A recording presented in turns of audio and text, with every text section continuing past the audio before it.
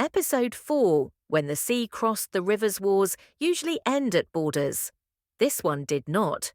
When the sea crossed the rivers, the land understood something terrifying. There was nowhere left to retreat. The shoreline fell silent again. Broken ships drifted where fleets once stood. Smoke faded, water remained. Survivors carried stories inland, stories no one wanted to hear. That the ocean did not stop at the coast, that it followed the rivers. The land dismissed them at first. Wars, after all, had rules. And rivers were never battlefields. Rivers had always belonged to the land. They fed cities, powered empires, drew borders on maps. Then, something changed. Currents slowed, then reversed. Water climbed upstream, ignoring gravity, ignoring reason.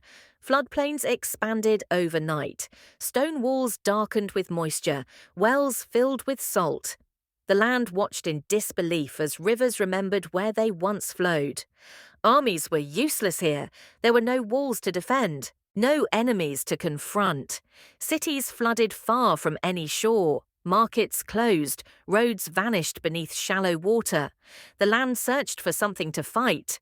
But how do you raise a weapon against memory moving through water? Fear spread faster than tides ever could.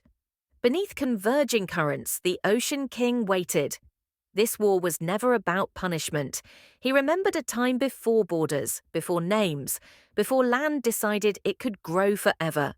Rivers once moved freely, shores shifted naturally, balance existed without permission.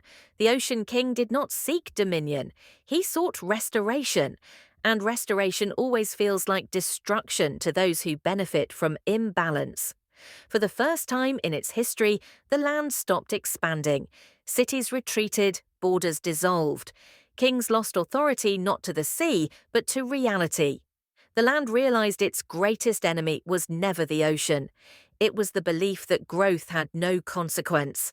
And beliefs, once broken, are never rebuilt the same way.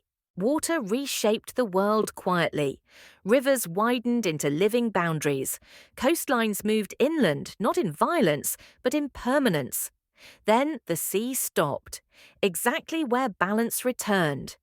For the first time, the land listened. Peace did not return. Something else did. Understanding. But understanding comes with a cost.